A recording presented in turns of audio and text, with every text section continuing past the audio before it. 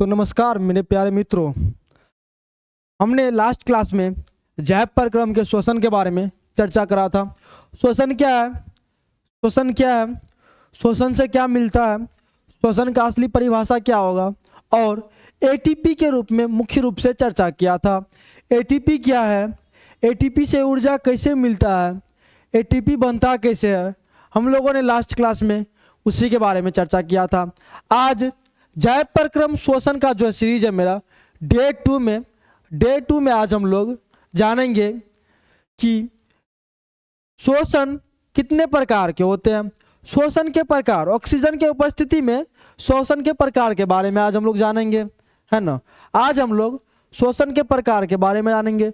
Oxygen की जो उपस्थिति में है, ऑक्सीजन के O2 के प्रेजेंट में, O2 के उपस्थिति में जो बुआरे O2 के उपस्थिति में जो है श्वसन को दो भागों में बांटा गया है।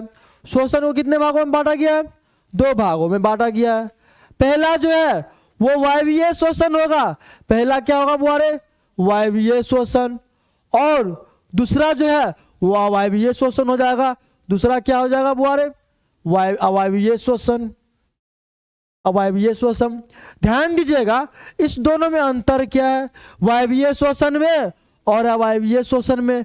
तो अच्छे से ध्यान दीजिएगा, वायवीय श्वसन और अवायवीय श्वसन में जो अंतर है वो बिहार बोर्ड परीक्षा में मैट्रिक में कई बार पूछा गया है। तो आप लोग वायवीय श्वसन और अवायवीय श्वसन को ध्यान से सुनिएगा, है ना।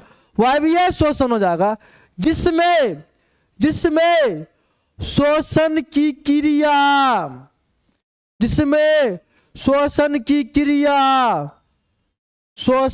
क्रिया ऑक्सीजन के उपस्थिति में हो, ऑक्सीजन के उपस्थिति में हो। ऑक्सीजन भरपूर मात्रा में होना चाहिए। ऑक्सीजन यदि भरपूर मात्रा में होगा तो वायवीय श्वसन होगा। ऑक्सीजन भरपूर मात्रा में होगा तो कौन सा श्वसन होगा बुआरे? वायवीय श्वसन। वैसा श्वसन जिसमें ऑक्सीजन की उपस्थित हो, जिसमें ऑक्सीजन उपस्थित हो, उसी को हम क्या बोलेंगे? वायवीय श्वसन। क्या बोलेंगे जी? वायवीय श्वसन। एक बात, वायवीय श्वसन जो है वो माइटोकॉन्ड्रिया में होता है, माइटोकॉन्ड्रिया में होता है। वायवीय श्वसन जो है वो माइटोकॉन्ड्रिया में होता है। और एक बात आप लोग गौर कीजिएगा, क्या हमारे शरीर में जो श्वसन होता है, क्या हमारे शरीर में यानी कि मानव के शरीर में जो श्वसन की क्रिया होता है, श्वसन क्या हम लास्ट क्लास में चर्चा कर चुके हैं। तो यदि आप हमारे चैनल पे नए जुड़े हैं तो लास्ट क्लास देख लीजिए, श्वसन के बारे में हम चर्चा कर चुके हैं। मानव में जो है श्वसन होता है बुआरे, मानव में श्वसन वो ऑक्सीजन के उपस्थिति में होगा ना। आप ही बताइए, कोशिका में ग्लूकोज गया, कोशिका में ग्लूकोज गया तो ऑक्सीजन भी चाहिए जी। ऑक्सीजन होगा तबे ना ग्लूकोज छूटेगा तो पायरुवेट बनेगा, उसके बाद श्वसन क्रिया यानी कि ऊर्जा बनेगा। तो मतलब वायवीय श्वसन जो है मुख्य रूप से मानव में होता है, मतलब स्तनधारी जीवों में होगा, जो अपने बच्चे को दूध पिला सके, है ना, उसमें होगा वायवीय श्वसन। जरूरी नहीं है स्तनधारी जीवों में, बहुत सारे जीव जानवरों में होता है ना, बहुत सारे जानवरों में वायवीय श्वसन होता है। अब हम जानते हैं अवायवीय श्वसन के बारे में कि अवायवीय श्वसन जो है, अवायवीय श्वसन क्या होता है ना। अवायवीय श्वसन क्या होता है बुआरे? इसमें ऑक्सीजन की उपस्थिति में हुआ और इसमें जो है श्वसन की क्रिया, इसमें जो है श्वसन की क्रिया, इसमें जो है श्वसन की क्रिया वो ऑक्सीजन के कमी में, ऑक्सीजन का कमी या नहीं तो ऑक्सीजन का अनुपस्थिति, ऑक्सीजन का कमी होगा या नहीं तो ऑक्सीजन का अनुपस्थिति होगा। यही क्या हो जाएगा? अवायवीय श्वसन। और जैसे वायवीय श्वसन माइटोकॉन्ड्रिया में हुआ, ठीक उसी प्रकार अवायवीय श्वसन जो है वो कोशिका द्रव्य में होगा। अवायवीय श्वसन किस में होगा बुआरे? तो अवायवीय श्वसन जो है वो कोशिका द्रव्य में होगा, है ना। अवायवीय श्वसन कोशिका द्रव्य में होगा। यदि आपसे बिहार बोर्ड परीक्षा में 2 मार्क के लिए वायवीय श्वसन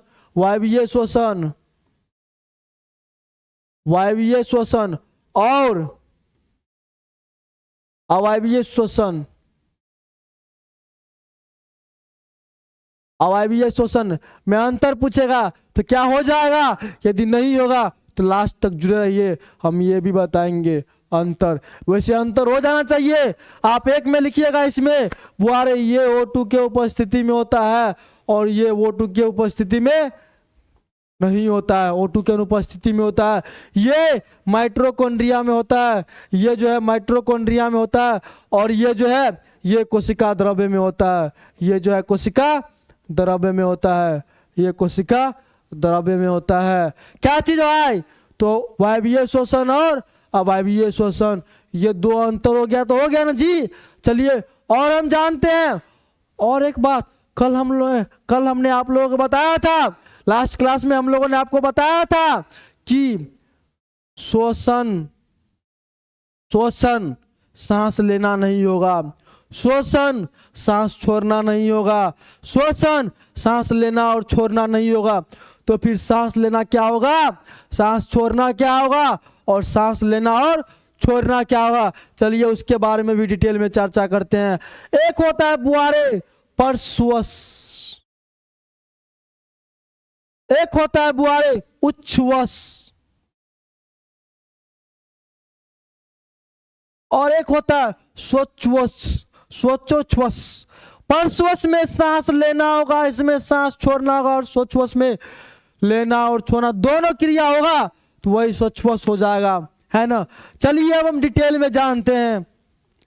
पहले हमने ये पढ़ा वायवीय श्वसन दो प्रकार के होते हैं, श्वसन दो प्रकार के होते हैं। ऑक्सीजन की उपलब्धता के आधार पे श्वसन को मुख्य रूप से दो भागों में बांटा गया है। पहला वायवीय श्वसन, दूसरा अवायवीय श्वसन। पहला वायवीय श्वसन, दूसरा अवायवीय श्वसन। वायवीय श्वसन क्या है, वैसा श्वसन जो यहाँ पे जो छूट गया है वो अरे जो लगा दीजिएगा, जो ऑक्सीजन की उपस्थिति में होता है, वैसा श्वसन जो ऑक्सीजन के उपस्थिति में होता है, उसे ही क्या कहेंगे हम, वायवीय श्वसन कहेंगे। विशेषतः पॉइंट पे ध्यान दीजिएगा बुआरे, विशेषतः इसमें ग्लूकोज पूरी तरह से टूटकर अधिक ऊर्जा प्रदान करता है। ग्लूकोज पूर्ण रूप से टूटता है ना जी, तबे न ऊर्जा बनेगा। इसमें वही बोल रहा है, ग्लूकोज पूरी तरह से टूटकर अधिक ऊर्जा प्रदान करता है। दूसरा पॉइंट है उत्पाद, मतलब उत्पाद के रूप में कार्बन डाइऑक्साइड, जल और ऊर्जा बनता है। वायवीय श्वसन में हम श्वसन का रिएक्शन लिख सकते हैं। और एक पॉइंट है, इस पे भी ध्यान दीजिएगा, यह माइटोकॉन्ड्रिया में होता है। वायवीय श्वसन जो है वह माइटोकॉन्ड्रिया में होता है। आगे हम लोग देखते हैं अवायवीय श्वसन के बारे में, है ना।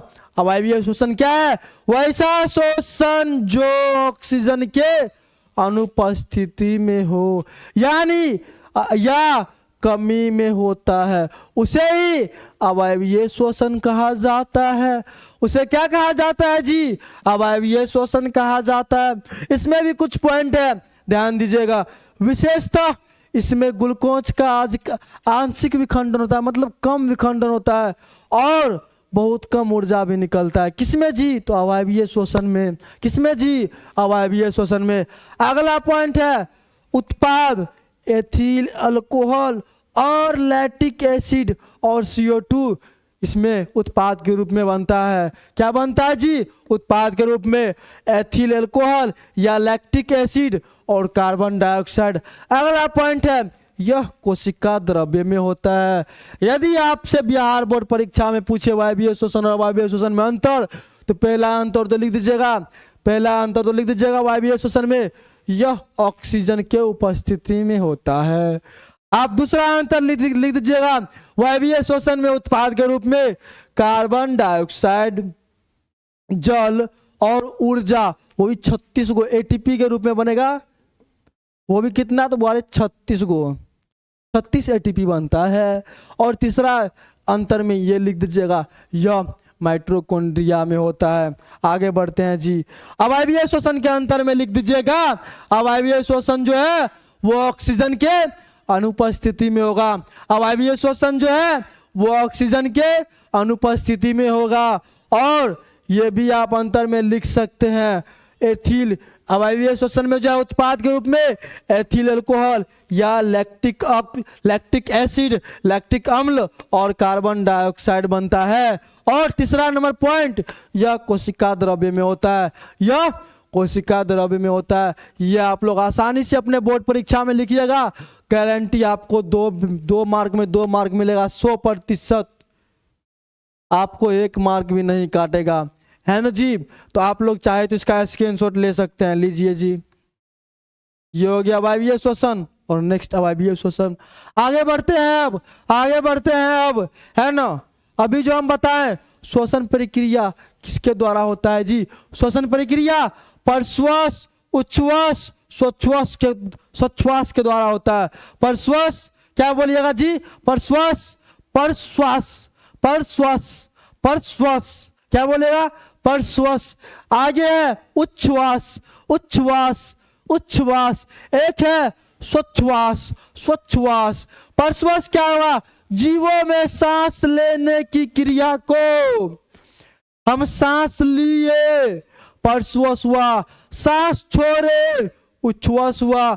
दोनों काम कर रहे हैं, सांस ले रहे हैं, सांस छोड़ रहे हैं, स्वच्छवास हुआ, सांस लिए, सांस छोड़े, सांस लिए, सांस छोड़े, स्वच्छवास हुआ। केवल और केवल सांस लिए, केवल और केवल सांस लिए, परश्वास हुआ। केवल और केवल सांस लेंगे तो परश्वास हुआ, और यदि सांस छोड़ेंगे केवल और केवल तो उच्छ्वास हुआ। तो क्या हुआ? उच्छ्वास हुआ। यदि हम केवल और केवल सांस लेंगे परश्वास हुआ, केवल और केवल सांस छोड़ेंगे उच्छ्वास हुआ, केवल और केवल सांस छोड़ेंगे तो उच्छ्वास हुआ। यदि हम सांस लिए भी और छोड़े भी तो क्या होगा जी? स्वच्छवास होगा। क्या होगा जी? स्वच्छवास होगा।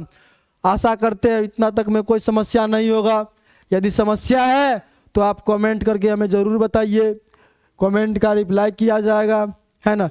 एक नजर में अंतर देखिए परश्वास, उच्छ्वास, स्वच्छवास का। परश्वास मतलब सांस अंदर लेना, बताए अभी। परश्वास मतलब सांस अंदर लेना, उच्छ्वास मतलब सांस बाहर छोड़ना, और स्वच्छवास मतलब सांस लेना और छोड़ना का पूरा प्रक्रिया। यही दोनों क्रिया ही स्वच्छवास कहलाएगा, यही दोनों क्रिया ही स्वच्छवास कहलाएगा। आगे बढ़ते हैं। आगे हमने बताया था एक पॉइंट अपने लास्ट क्लास में बताया था कि श्वसन सांस लेना नहीं है। यह आपको अब क्लियर हो गया होगा, या नहीं तो और डिटेल में क्लियर करते हैं। चलिए एक और पॉइंट हम ध्यान देते हैं। नोट, अक्सर लोग श्वसन और स्वच्छवास को एक ही समझते हैं। अक्सर जो है लोग श्वसन और स्वच्छवास को एक ही समझते हैं, लेकिन श्वसन एक रासायनिक क्रिया है, श्वसन एक रासायनिक काम है जो कोशिकाओं के अंदर होता है जी। श्वसन कोशिका के अंदर होगा, जबकि स्वच्छवास केवल सांस लेना और छोड़ना की भौतिक प्रक्रिया है ना जी। चलिए इतना में आपको कोई भी दिक्कत नहीं होगा। यह भी हम पॉइंट क्लियर कर दिए कि हम श्वसन को सांस लेना या छोड़ना क्यों नहीं बोलेंगे। अच्छे से इस पॉइंट को ध्यान दीजिए। अक्सर लोग श्वसन और स्वच्छवास को एक ही समझ लेते हैं, एक ही समझते हैं, लेकिन श्वसन एक रासायनिक क्रिया है जो कोशिकाओं के अंदर होती है, जबकि स्वच्छवास केवल सांस लेना और छोड़ने की भौतिक क्रिया है ना जी। आप सबको इतना में कोई समस्या नहीं हुआ होगा। चलिए अब हम लोग मिलते हैं डे 3 में। तब तक के लिए यदि आप हमारे चैनल पे नए जुड़े हैं तो चैनल को सब्सक्राइब और पेज को फॉलो कीजिएगा। धन्यवाद। जय हिंद।